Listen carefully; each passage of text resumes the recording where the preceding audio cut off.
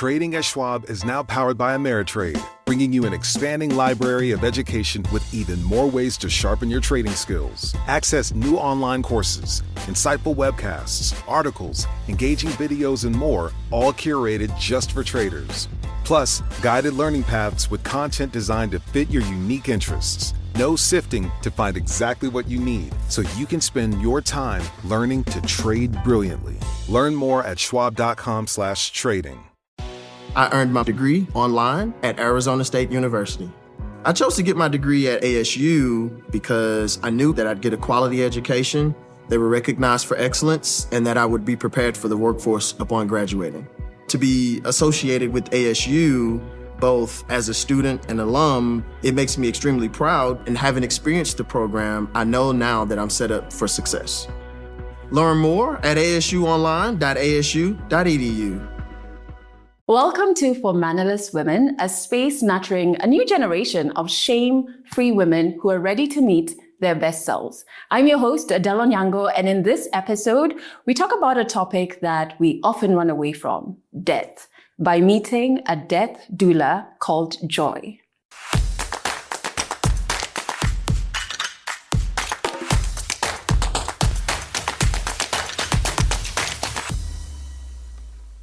I am so excited to have you on the show first and foremost, Joy. Thank you for having me. Thanks for making time, and I am so intrigued. Everyone usually is. So intrigued. Yeah. So let's make sure we're all on the same page first and foremost, right? Yeah. So what is a death doula? To put it simply, I always try to explain things like I'm explaining to my 4-year-old daughter. Please. The way we have a birth doula, it helps Bring life. A death doula helps someone as they transition out of life. Maybe the person themselves who's transitioning or the family of the person that's transitioning. So that's basically what a death doula is. Your partner in the end of life. So what does help look like? Does it look like, because when I think about death in terms of the community, experiencing the death of a loved one, I think of everything from the stress of dealing with shags to organizing to emotions as well. So what does help look like? The shags bit maybe not so much because culturally I think we're all different. It's hard for me to plug into a culture that I'm not knowledgeable about. But in terms of the admin work, the organization, someone to listen without judgment, without giving you advice, without telling you, it is well. God loved them more. God plucked his Yeah, I really God hate those. knows. Yeah.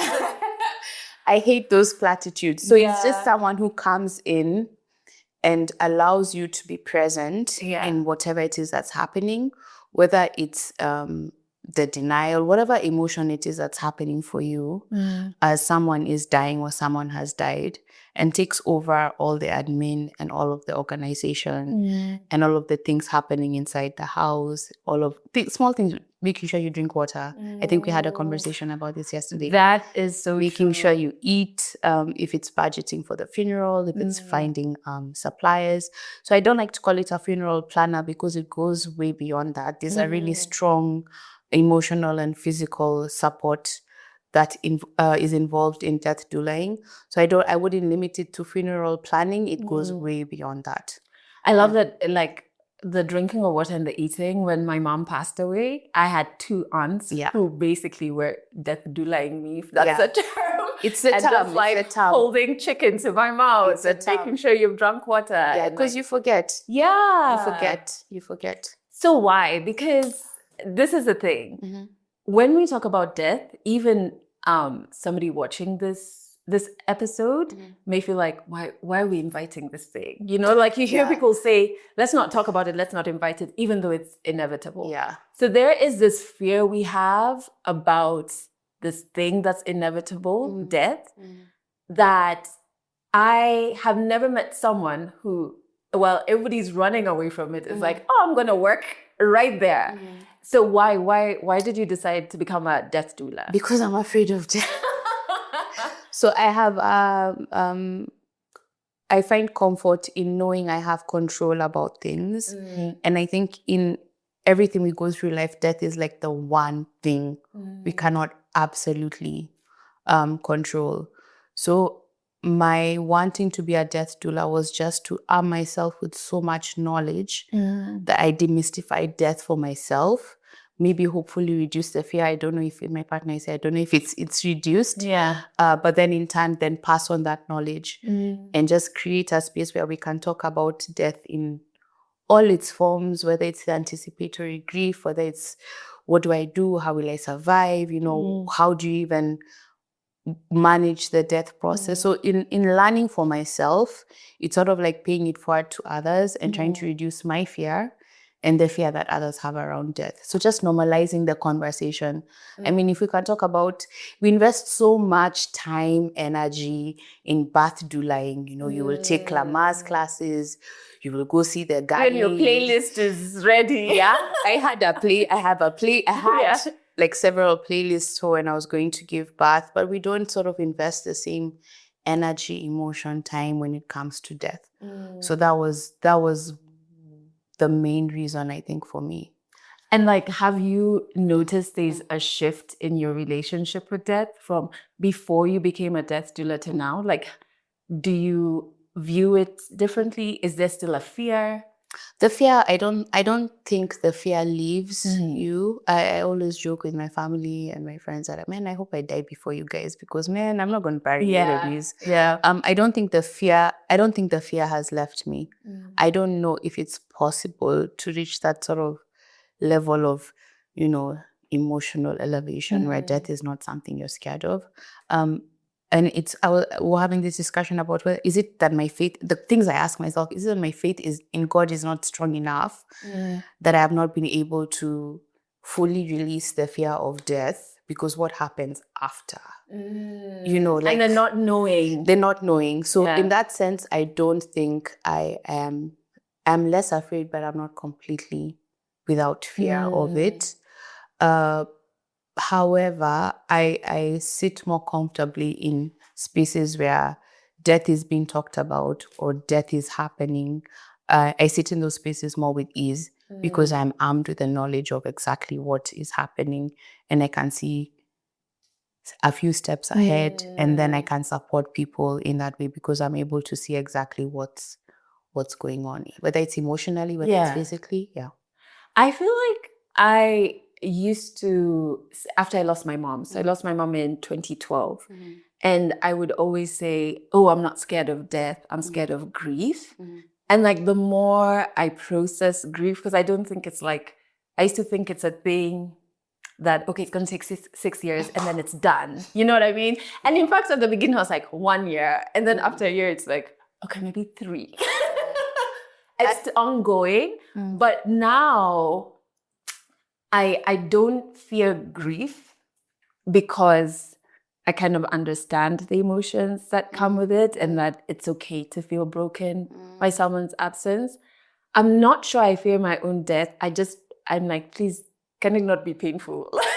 Oh, that's actually, please. Yeah. So in the course that I did, so we were talking about Alua Arthur yesterday. So I took her course called Going with Grace. Okay, so who is she? And Alua Arthur is like, I want to call her the mama of death. Yes, yeah. Is that a good way to describe her? I think so, because that was the first time I ever had a death doula. So she's I want to say American, but like with African heritage, right? She actually, part of her childhood was in Kenya. Oh, wow. Yeah, okay, I did not know that. Yeah, part of her childhood was actually in Kenya. So I heard her talk about being a death doula, and every birthday, she kind of does an audit about how prepared she is for her death. And I was just like, what? Same. Like, I go look for a swimming pool. Like, people are doing an audit. And so so then we spoke about, I think I posted about her. And then you said, hey, I'm a death doula. And I was like, we have a death doula in Kenya. I think we are many. I think we just don't call it that. So part of the course was planning or thinking about your own death. First there is a course to be a death doula. Yes. Okay. There's a course for everything. Yeah. So there's a course to be a death doula. And actually, when I went down into the wormhole doing my research about death, it was shocking for me, like in the Western world, it's so normal. There are so many. It's even a university course, like end of life partner. So it has the name has different variants, but the courses are there. And the reason I loved Alua so much is I was obsessed with her sister, Bozoma, because in my previous life, I was a marketer and I thought I was going to be this marketing guru chick. And so I was obsessed with Bozoma, but then through Bozoma, I found Alua and then found her school. Okay. And so the course takes you through everything, the stages of dying, how to be present when someone is dying. But then even as you're learning about taking care of the dying and the family of the dying, there are prompts and triggers to think about your own death. Okay. So like there was a part in the course where you had to think about what is a good death for you. Oh, wow. So like for you, you're saying it shouldn't be painful. Yeah. For me, I'm like, if I died in water, I would be so happy. Oh, wow. Wait, like...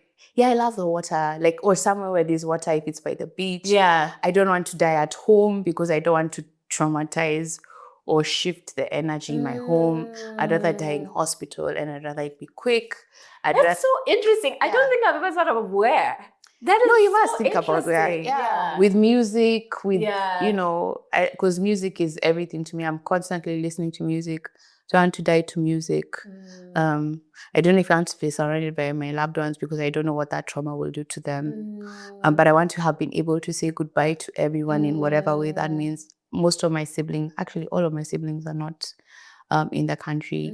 So like God planned it so that they can come or we can see each other one last time, have a last prayer. So I think about my death all the time. I think about my partner's death all the time. Yeah. I think about my baby's death all the time. And so the thing Alua said, I think in one of her TED Talks is any conversation about death is a conversation about living. I love that. Yeah. So it's like you remember the impermanence, or like I could be here with you and I go out the gate and I'm knocked by a car. So I have to be in this moment. Exactly. What experience did I leave you with? Or am I holding a grudge? Am I angry at? We won't say his name or whatever.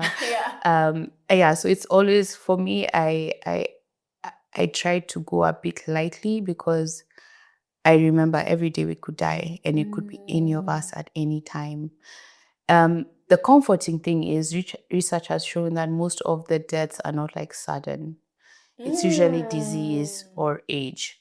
So then that also comfort. Okay, so comes of control even, right? Yeah, like maybe I won't get hit by a bus. If I do cool, but then maybe it'll be disease for most of us or old age or so then there's sort of a predictability in how your body. Trading at Schwab is now powered by Ameritrade, bringing you an expanding library of education with even more ways to sharpen your trading skills. Access new online courses, insightful webcasts, articles, engaging videos, and more, all curated just for traders. Plus, guided learning paths with content designed to fit your unique interests. No sifting to find exactly what you need, so you can spend your time learning to trade brilliantly. Learn more at schwab.com/trading. With so many options, why choose Arizona State University? For me, the only online option was ASU because of the quality. Their faculty was really involved with their students and care about your personal journey. The dedication to my personal development from my professors, that's been extremely valuable to me. Earn your degree from the nation's most innovative university. Online. That's a degree better. Explore more than 300 undergraduate, graduate, and certificate programs at asuonline.asu.edu. What happens in your body as you die. Yeah. And so I want to go back to unpack this why, because most people, I would say, when you're scrolling through courses, like with the P courses or like uni, you go like, I'm currently looking at like psychology courses and like somatic therapy. And if I saw Death Doula, I'd be like, nope, nope, nope, nope, nope. Like, so like, was there, was it only curiosity or was there an experience? It was an absolute experience. So when I was thinking about it, preparing for this conversation, I feel like I started douling a long time ago. My partner lost his mom in 2010. And he was away. We were friends then, just boyfriend. Yeah, my nigga. Friend zone. But he was away, and while he was away, I stepped into his family home to take care of his sisters, figure out food, offer comfort before he came in to provide the covering that he did. So in a sense, it's just, I don't know if it's because I'm strong administratively that it sort of, that side of things comes easy to me. But the emotional bit is I had, because I'm Jango, and we don't have uncles and aunties. We have babas and mamas. So in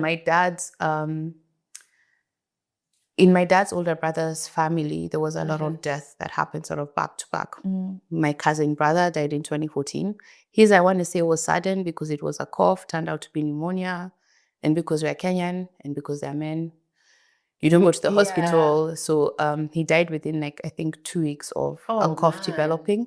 So that was traumatic, but not as traumatic as his father's death. So my uncle Baba had been sick for a while. You go into Kenyan hospitals, it's H. pylori, or it's gastritis, or it's all these things. And then he was admitted into hospital, I want to say maybe June, July of 2018. And then they discovered it was cancer and it was stage 4. Oh, damn. Yeah. And then because we're Africans, we always want to avoid the conversation of what does this mean? Lucky for me, his oncologist was a high school friend of mine. And so when she sat the family down and briefed everyone in a room and said, okay, so it's stage 4. This is the treatment protocol we're going to follow. When everyone left the room, I asked her how long. And she said, between now and 6 months. And I always say he was a first love of my life. I always cry when I talk about this. When I would beef with my parents, it's his house we would go to.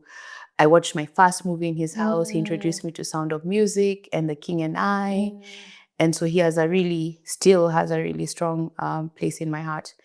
But when we got the diagnosis, I learned now what I was doing was sitting bedside. So sitting bedside is when you keep the dying person company. Okay. So I worked in film at the time and I had the best bosses because they allowed me to work remotely. So every day I would wake up, brush my teeth, dress up, pick my laptop up, go and work on the side of his bed. And I watched him progressively die. But what happened in the hospital is I learned it's so important to have someone there if you're able, because then you can be an advocate for their care. Okay. So in times when he was in pain and, the process, if staff are overwhelmed, you ring the bell, no one will come. I'll go and scream my lungs out. And the nurses like, come now. If he needed to use the bathroom, because culturally, again, it's like, no, you're not the one who can take it. Just all the hang up. So I advocated for his care. I understood exactly what was going on. Every given day, I could update the larger family because his children were also abroad. Only one of my cousins is here. I would record voice notes. I would record videos for all my cousins. So if he had a message for someone or he wanted to talk to someone, I would call them. I found out that all his stuff was in a certain briefcase. It's like he knew he was dying. Oh, wow. Like, so old school. He went into hospital, his briefcase with his title date. So you pass on all these messages. Have you heard from this person? Let me call them. And then because of that, I was able to call now my own brother and sister and tell them, I think you guys need to come home and say goodbye. And so they were able to come. And I think within a week, it was a week, right? Within a week of them coming, my Uncle Baba transitioned and he died at home. But now with the knowledge I have, he was like, is it called consciously dying? I was going to ask you, like, is it a process? Because I think we look at death as like... No, it's an absolute process. The color of his skin changed. He had shallow breathing. He was patchy.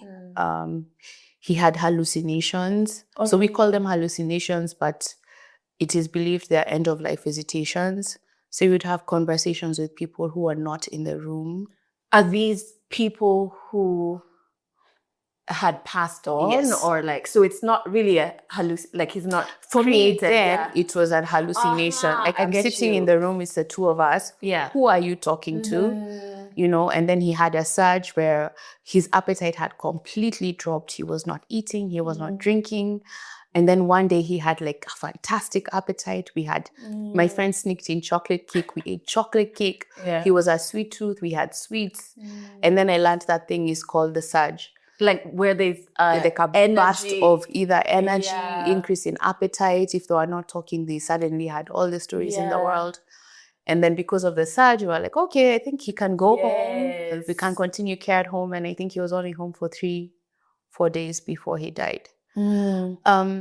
the thing about being there in that way meant that I sort of suppressed down the grief, I guess. Because you were now at what needs to be done, and there's someone you knew personally, very intimately. Yeah. So and then now he was like my dad's best friend. So I'm like, okay, Exactly. so I have to cover my dad. I have to do this. And then because of the experience of burying my cousin, I have it's very weird. I have folders that I can just change the name of the folder and give you everything you need to manage the death of your person. And so then it went into the admin work. And because we are Django, It's 3 weeks. On a good run. On a good run, can it's easily hit 4 weeks. Yeah, so then I was deep in planning, budgeting, picking coffins, his clothes, charge, just the whole thing. There's a lot. And so I didn't deal with it. And so when we come from the burial, I'm driving to work. I'm with my brother. I drop him off somewhere. And as I'm driving into work, I can't breathe. I'm feeling tingly. I'm like, okay, it's a wrap. I'm gone. Yeah. And then I see one of my colleagues walking into the building and I shout his name. I'm like, something is wrong. I'm dying. And my partner was in China, I think, for work. So he wasn't there. So I'm like, call Cliff. I say to him, call Cliff, tell him I'm dying. Yeah. And so we rushed, just like a scene from ER. We rushed to Nairobi Hospital and they put me on a gurney and I'm rushed into the emergency room and they strip off my clothes and, they're putting things on me. And I'm like, oh my God, this cannot be how I die. It was a panic attack. That's what I was going to say. Because they're listening to you. You're saying you're dying and they need to make sure Yeah, it was a panic attack. I knew I was gone. I can't believe after all that drama I was eating KFC at the end of the day. But I knew I was gone. And so the doctor was like, okay, you're having a panic attack. I'm like, what is that? Because I'd never had those in my life. And she was like, okay, has anything traumatic happened in your life? And I'm like, no, nothing traumatic has happened. Yeah. But then now having to sit with, okay, maybe that was a lot. Maybe for sure. Yeah. And so because of that, and there's something that me and my partner always say, that the personal is universal. I'm like, I cannot be the only one who feels like I should have had more support. And there should have been someone outside of me working with all of us to figure this thing out. And so that was the triggering incident. And that's what led me. I'm like, no, there has to be something I can do with all this pain. It has to have a purpose. It just can't be for the sake. And then that's now what led me into the death work. Yeah. I'm really sorry about your uncle. And I have to say, the process, I feel like the emotions you were feeling were probably not only the grief part, but the caregiving, would you say sitting bedside, takes a lot, right? Exhaustion is something that we also don't talk about. And I think the reason we don't talk about it locally is because it's what's expected of you. If your family member is aged or sick or dying, then it's something you have to do. And so even this death work is changing this. The care does not have to come from a family member. Or even if it does, they need someone they can tag and say, I need a break. I just need 2 days. Can you just come, chill, manage this thing? Or I need company when we're going to the hospital. I need someone who will be able to take in what the doctor is saying and relay that to other people in a way that everyone can understand. Because doctors are not really allowed to tell you you're dying. Yeah. But if you're there and you see the signs, it's like, okay, it's looking like this is end of life. And then what plans are in place? And it's the weirdest thing. The things we don't think about. We're having the conversation yesterday. Who has keys to your house? Yeah. Who has I was going to say, what does preparing for my death look like? So personally, I just ask the ancestors, please no pain. That's my recurring kind of request of just I know it's gonna come, but me and pain. So can I just pass in my sleep, right? I recently moved out of Nairobi and I live alone. And I remember one of my...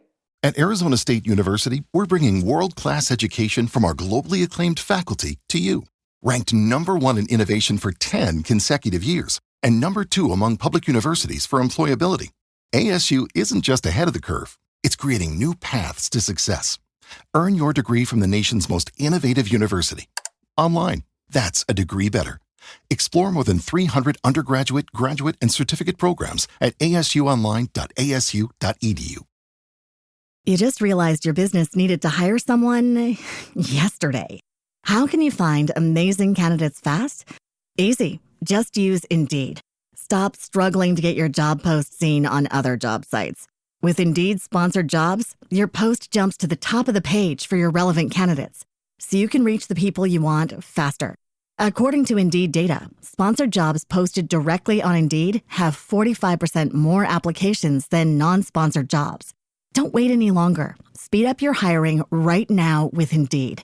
And listeners of this show will get a $75 sponsored job credit to get your jobs more visibility at Indeed.com/kidsandfamily. Just go to Indeed.com/kidsandfamily right now and support our show by saying you heard about Indeed on this podcast. Terms and conditions apply. Hiring? Indeed is all you need. Panic moments in therapy was like, what if I collapse? And then I'll be found 4 days later, etc. Right? So what does preparing look like? Emotionally, there's therapy. I mean, to talk about death and why we're afraid of it. And if I don't know if there's anything that can really prepare you for it. But administratively, there's so much you can do. Okay. Who has copies of your ID? I was going to mention something that I should not mention, but did you ever contribute to NSSF? Where are your bank accounts? Who's your relationship manager? You have drums that we talked about it yesterday. Where do your clothes go? How easy is it for someone to plug into your home right now and know this is what Adele wanted, without leaving people with the burden of first dealing with the grief and then the burden of care of figuring everything in your life out, Did she say she bumped with no, she didn't. Yeah, she used to complain about. Yeah, but who was her business partner? If she's paying salaries, how is that process managed? If there was, so there's that whole bit where you can actually make it easier for those you leave behind. And that's part of the process that I also guide as well. Oh my goodness. And it's like, do you feel like we should be having that process, like those conversations and starting that process before any activating event? Because we do wait for like, I'm sick now, or... I think it's so important. And my partner and I have been working on putting together a trust for everything that concerns us. So if I die before him, or he dies before me, or we both die and we leave our baby and our parents, and then there's someone who has all the information regarding our family and what our death wishes are. People are scared to do it because it's like, if I'm actively planning for my death, then I'm calling death upon myself. And I was having this discussion with my mom. She's like, why you do those things? And it's not even about that. And I keep telling my parents, because I am the only child they have here. If you die before me, make it easy for me. Like living minimalistically is also a way. Like I don't have to sift through all your stuff, If it's documents that you have, just making sure they're in a place that's accessible and someone knows exactly. And I think even legally, because of just culturally how we are, you don't want an uncle coming to say, but Adele said I could take her house. And then culturally, I'm the next... I'm the oldest son in the home, so this is this belongs to me. Yeah. So all that whole mess that just stresses people and denies them the process of sitting in the grief and dealing with the loss. I think it's so important. It makes life easier for everyone. So why not? I think one of the things is like clothes. I think sometimes we forget. I know it sounds so trivial, but like clothes and like your everyday things, or even like in my case, my drum kits. That's something I've never thought about like, where would my drum kit go? I'm like, good question, Just be Joy. rotting in your house. Yeah, I was like, I do not know, It could be the smallest and the biggest things, but whatever is important for you. Maybe you play drums, but it's not that important to you. But whatever is important to you, with your sister, like if she's the one who has to manage everything for you, is she armed with the knowledge? Does she know where stuff is, or if you decide things you don't think about, we fill in this pension forms or insurance forms and you put next of kin, and you haven't even told them, by the way, Adele, at this place, I put you as my next of kin.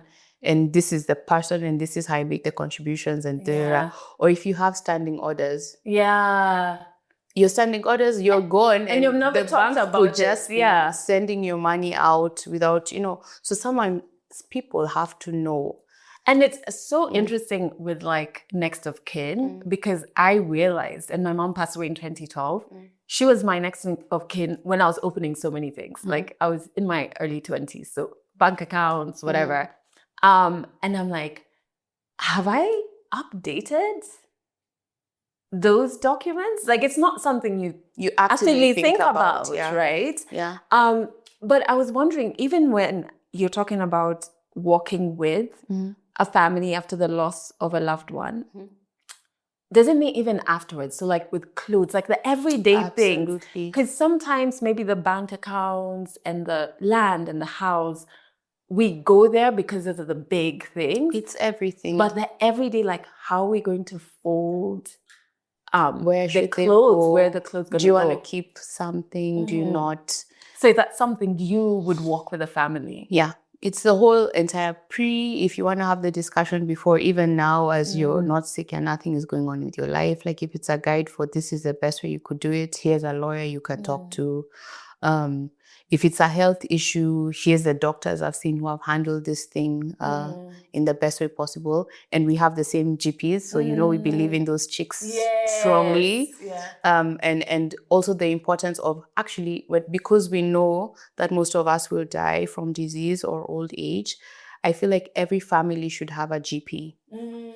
Right? Like it's a family a family doctor who holds all the information about everyone's health and then who's like the center, because how we deliver care locally is if I have a cough, I'll go to Aga Khan. Yeah. And then maybe the cough worsens, Aga Khan is closed, I'll go to Nairobi. Yeah. And it's then a different doctor. It's a different doctor. And then, so no one knows that can say, and I'll give a story. So one of our very good friends had a cough. If you work as a manufacturing facilities engineer, installing a new piece of equipment can be as complex as the machinery itself. From prep work to alignment and testing, it's your team's job to put it all together. That's why it's good to have Grainger on your side. With industrial-grade products and next-day delivery, Grainger helps ensure you have everything you need close at hand through every step of the installation. Call 1-800-GRAINGER, click Grainger.com, or just stop by. Grainger, for the ones who get it done. For, I want to say 3-4 months. And doctors like, but why aren't you getting better? We've nebulized you. Because she consistently went to the same doctor about the issue. The doctor called out and said, I think you need to go for an MRI scan. And turned out she had a pulmonary embolism. Wow. And if we did this habit of going to this doctor... They would treat it as a cough first. Like exactly. Before they arrived at what it could be, they wouldn't get the chance because she's moved to someone else. Yeah. And that was only, her life was saved because of the consistency in care with someone who has a track record of your health. So even for families, I think it's so important, because if you're going to die from disease, and none of us are medics, you need the person who will interpret all this language, because that's one of the things we struggled with my Baba is, okay, you're saying this thing, but what does it mean? He didn't have a GP, so there's no one you could call and say, so this is what's happening, where they can say, maybe let's seek a second opinion, or how about we do this? Can we call the doctor? Can we have a call where we can dumb the information down so that everyone can understand what's going on? So I think even that we're demanding that we get good care for our families, and that one doctor, just like it's one lawyer who holds all your legal stuff, it's one doctor who holds all your health issues, who can say, actually, Adele was here last week and she was complaining of a headache. And so we had the same issue 3 months ago. Exactly. So we don't, I think when we're in good health, we never think about those things, but they are so important. Yeah. So the other thing I'm so curious about is the feeling in a room when you are, did you say sitting bedside is what you called it? And somebody is dying. The process of dying is happening. What does it spiritually feel like in that room? It's where death has a smell even before someone has died. What do you mean? Death has a smell. So like when you say like... It has a smell, it has an energy. Like a smell like... I don't know like how bacon is being made in the morning. Slatted or like... Okay, not the bacon. I smell jig. I don't know how to describe it, but if you think about it after you've been around someone who's dying, you'll be like, oh, that's what that was. And death has an energy, and sometimes it's not necessarily a heavy, it's thick but not heavy. I don't know. It's like it's a lot. Yeah. It may not be heavy. Energy-wise, it's a lot. It may not be heavy, but you feel it. You just like, and most of the time we don't know that's what it is. And then you're like, oh, so that's what that energy was. That's what that feeling is. For my uncle, in hindsight, I felt it. I felt it so strongly, but you don't know what to do with it. So you run away. So like when I would feel funny, I'd go down to, I'm like, oh, I'm gonna sweet. I'm trying to pull a sweet. To distract yourself from it. But the thing I learned from Alua and other death doulas, it's so important to sit in it. And not in a way that you're judging whatever that feeling is. It just is. It is what it is, and there's nothing you can do about it, and you can't change it, and you're not supposed to change it. You're supposed to respect it and honor it. Like for my uncle, because he died at home, and we're Jango, and we're so dramatic. We're a lot. I walked in, and my wish was that there was silence. That was my wish for, but because we literally walked in a few minutes after he had died, and some of my aunties already like, ah. And I wished for that moment there could be silence, but because I felt it needed to be a silent energy doesn't mean everyone else in the room. Exactly. People will deal how they want to deal, and it's okay. And so everyone can do with that energy what they wish. For some, it would be you're flailing on the ground. For others, my cousin Rose was just sitting in silence. My father was crying. I was dazed, and then I just went into admin mode. Okay, we need to go to Kilimani police station. We need to do this, because no one was thinking about those things. I have Lee on speed dial. Like I know if a death happens at home, this is what you do. This is how you. Even hearing you say we need to call the police station, not many people know if somebody dies at home, you actually have to get the police because involved. the funeral home will not accept the body if you do not have the documentation. So it's you. People are allowed to do with that energy whatever it is that they want. For me, I always wish it could be silent, so that as someone is dying, and it's just a me thing, you're not bombarded with all this energy. I think we should allow people to live peacefully, but that's a me thing. And it's funny because I remember, so my dad died in 2007. And that was like the first really close to home funeral. I'd been to one funeral before when I was younger. And I think all that gave me was just a bit of nightmares. Because I was just like, why do people look gray? And like, as a kid, you can imagine, right? But with my dad's in Shags, because he's Luo, it's like the screaming was very, and I guess nobody prepares you for that because it's normal, right? And I remember just being like, what? Why? Like, what's going on? And then with my mom, there was like the same thing, etc. But with time and with age, I started to think, oh, maybe is it some form of therapy? Like, you know how you, like when you scream, you release and stuff. And I was like, oh, maybe we had like a cultural knowledge of how to work with our nervous system to get something out. So now I'm just like, oh, okay, if they're not the professional ones that have been paid. The ones who, when the food comes out, they're quiet, because now they're like, we just came for the food, guys. Just came for the food. But like when it's like real family or people had a connection to the person who's passed on, I'm like, oh, maybe they are releasing, this makes them feel better. And at the end of the funeral, you kind of look at them and like, yeah, they look calmer than the rest of us who were like, holding it in. So it's, I guess it's true what you're saying. It's different for everyone. It's different for everyone. What does the aftercare for you look like? Because for me, any funeral is triggering. In fact, I, in part, get scared for the people who are close in my life who still have both their parents. I get scared because I'm like, oh my God, what is statistically coming is going to be hectic. But then there's also a selfish fear of like, oh no, that means I have to be at a funeral that is so close and I'm so helpless and like you're falling apart. And then it's going to remind me of my mom's funeral. And that's just me who doesn't have to like confront this often. It's okay for you to be triggered. It's okay for all of us to be triggered. And I think we're having this discussion yesterday where I'm very privileged because the closest deaths to me are yet to happen. And so that's not lost on me. I don't know what that aftercare looks like. I don't know yet, but I'm big on therapy. I'm big on burdening my partner.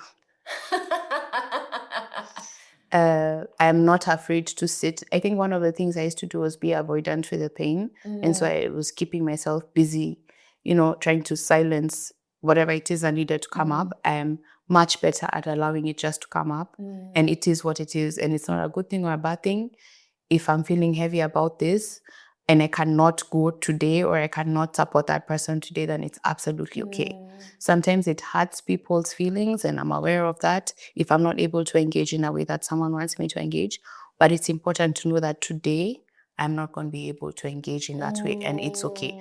Before I'll be burdened by guilt, like, no, but now, but what? And now I'm just okay with being judged for withdrawing, especially because a lot of my doula work is from my close friends and my family.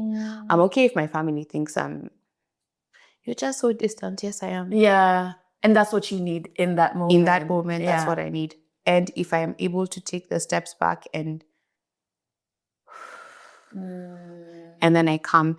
And the thing I learned also from, I'm trying to remember which podcast or a TED Talk I watched, is when you're dealing with a dying and you're dealing with families who have someone actively dying or they are bereaved, we have the habit of showing up with empathy. And empathy will mean I'll do for you what I wish someone would do for me. Okay. And it may not necessarily be the thing that you need. But when you show up with compassion, then it looks like Adele needs a burger versus Adele needs to shower. She's not showered in days. You may not even need, like showering is not a priority in my life right now, food is. So now the difference between showing up with empathy and showing up with compassion is also something that I'm learning. Because compassion allows you to sit. I always tell guys, I sit and I read the room and I read energies because I've learned to sit with compassion.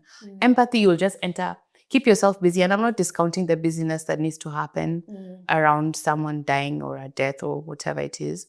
But compassion will allow you to.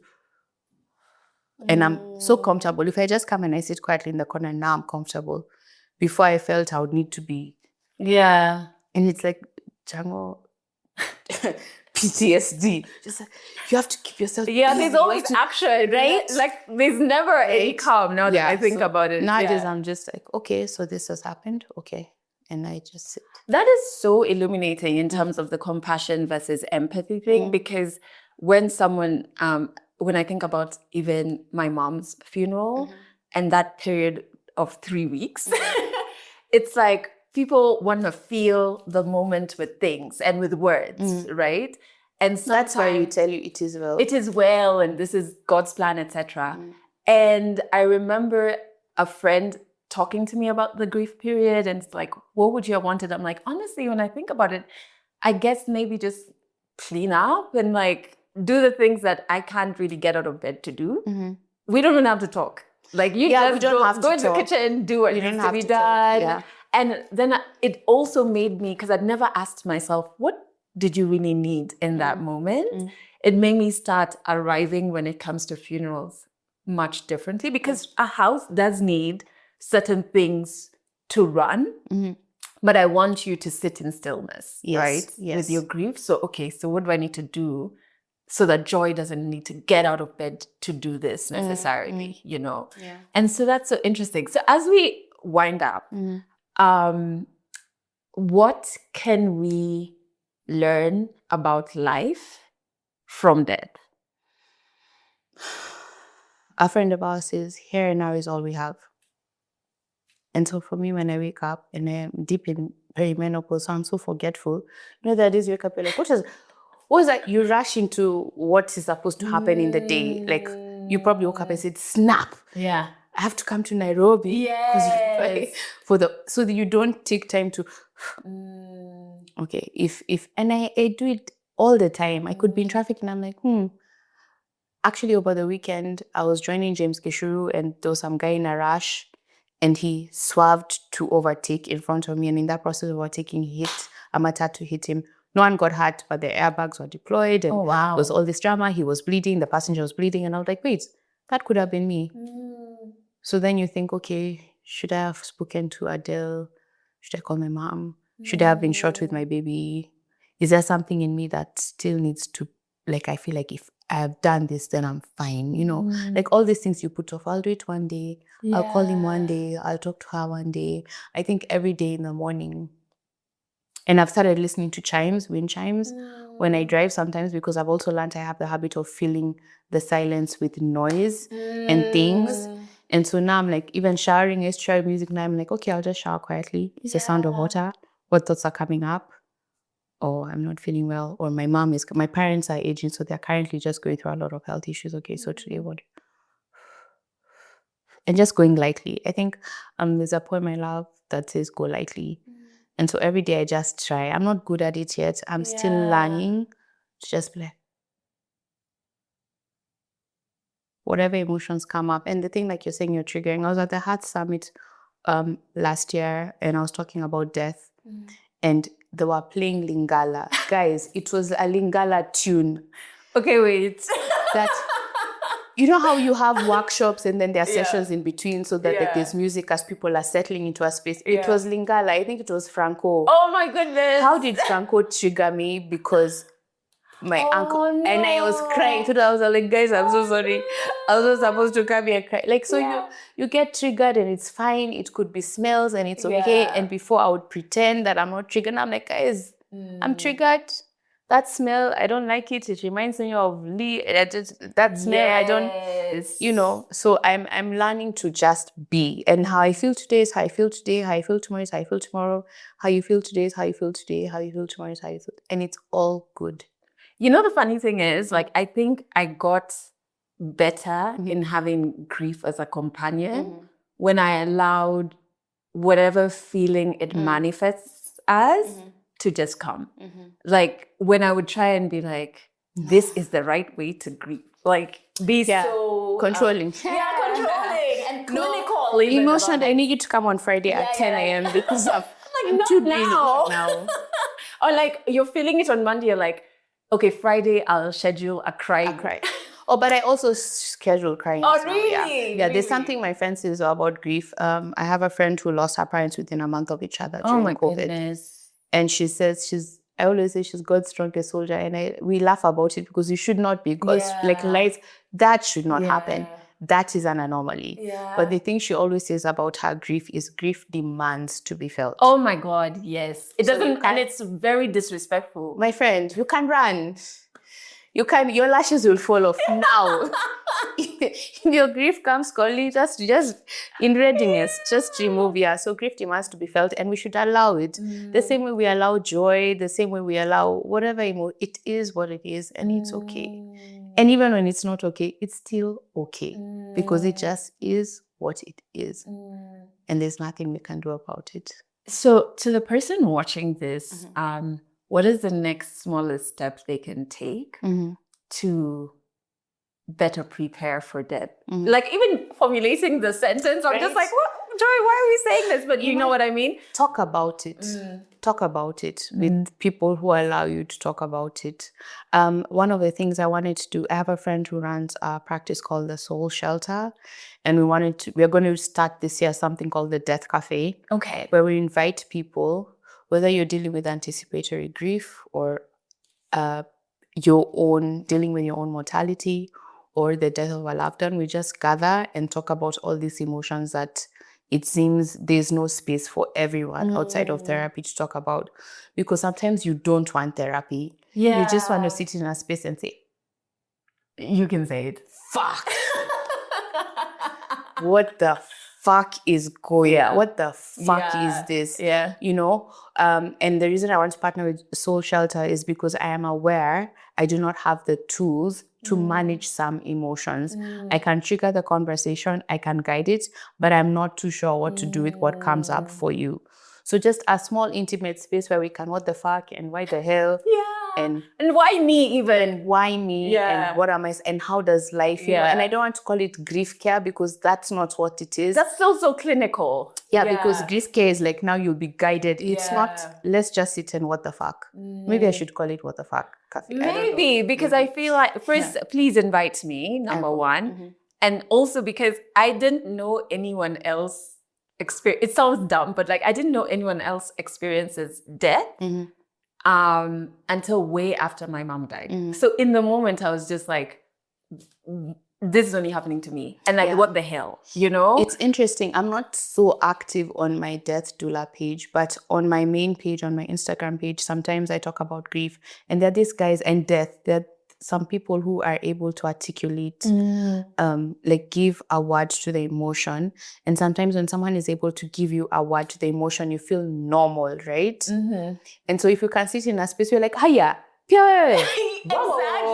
Exactly. Right? Yeah. I mean, if we can just create a space where we're not going to tell you now, after you leave here, turn left, turn right. It's you're here. This is what's come up for you.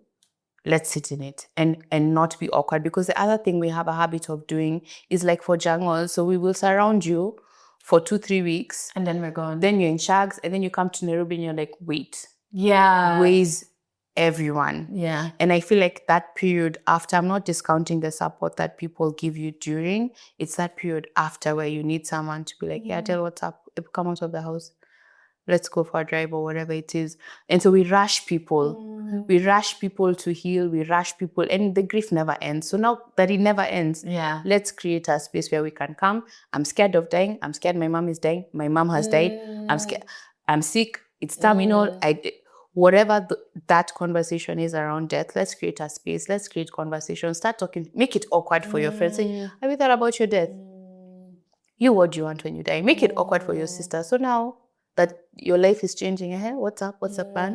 What are we going to do? And not in a way that it's heavy. You're like, oh my God, we're all going to die. We're all like, the mood is gone. Not in that way. I think when we have the conversation when in a light way, as strange as that sounds, then we normalize it. Then we are less afraid, or we have companions in our fear. And we normalize the heavy feelings as well. And it's okay. Yeah, because we don't have the conversation, even the heavy feelings that come with grief, you think you're doing grief wrong because you're falling, in your eyes, it's like, I'm falling apart, but I'm not seeing anyone else. Oh, everyone in my DMs, everyone is just like, man, I thought everyone is falling apart. And when we stop masking, we normalize it and we're all better for it. Joy, thank you so much. Like, this is so, like, you've validated so many things, but you've also injected like thought points. And kind of like the conversation, as we say, normalizing the conversation has to start even with self. Or like, actually, I've never really thought about my own death, or what is a good death for me? And then what do I have to get ready, you know, so it's easier on my loved ones. So I think you're doing a fantastic job. Please invite me and I will share with our community when your death cafe is going to be. I will. Even saying it, I can just imagine my grandma hearing a desk cafe and being like, please. What nonsense is that? What are you guys up to? But, you know, it's revolutionary and you're pioneering something. And thank you for making time to be on the show. Thank you so much. Thank you for having me. And I hope you enjoyed this episode. If there's something you connected with, please drop it in the comments. In the caption, we put links for you to connect with Joy. If there's something you want to ask her directly, or you want to know more about the work she does and the upcoming Death Cafe. But until then, make sure you subscribe so that you do not miss the next episode.